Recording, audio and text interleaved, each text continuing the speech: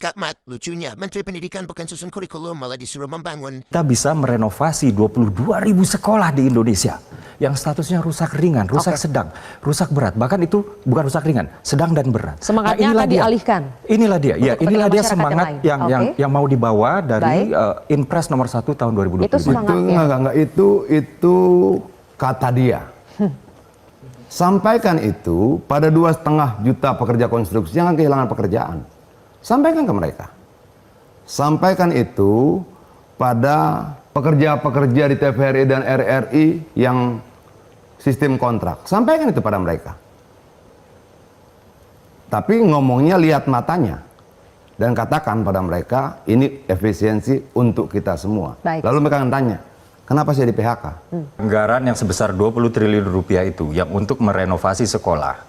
Mungkin Abang Adian merasa ada yang hilang gitu karena Komisi Bang Adian itu mitranya adalah Kementerian PU.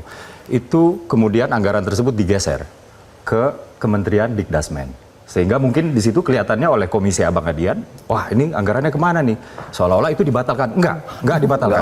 Enggak dibatalkan. Itu anggarannya digeser ke Kemendikdasmen. Jadi pemilik anggaran alokasi digeser. Menengah dan dasar menengah itu ownership dari anggaran tersebut itu kepada Kemendikdasmen. Kebijakan pendidikannya, bukan fisik sekolahnya. Inilah yang rumit. Tiba-tiba Menteri Kehutanan nengok puskesmas. Lalu kemudian yang bangun infrastruktur nggak bangun, yang bangun kurikulum pendidikan disuruh bangun gedung. Ada 60% dari 148.000 SD di Indonesia statusnya rusak.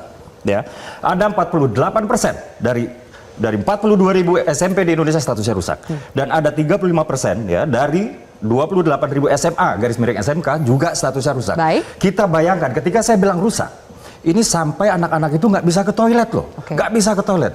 Orang normal dalam pertumbuhan aktif itu 2 jam sekali idealnya pergi ke toilet. Dan efisiensi ini akan menyelesaikan itu. Salah satunya ke sini, 17 yang mana?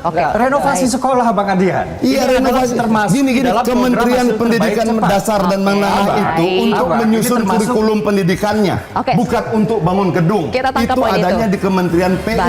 Di situ ada dirjen-dirjen terkait infrastruktur, bangunan gedung dan sebagainya. Lalu kamu dipindah kemari. Lalu kemudian mereka menyusun materi itu kemana? Ya, poin dari sebelah sini. Ceritanya? Sama lucunya Menteri Kehutanan datang melihat pengobatan gratis. Periksa tuh hutan yang hilang, hutan yang terbakar.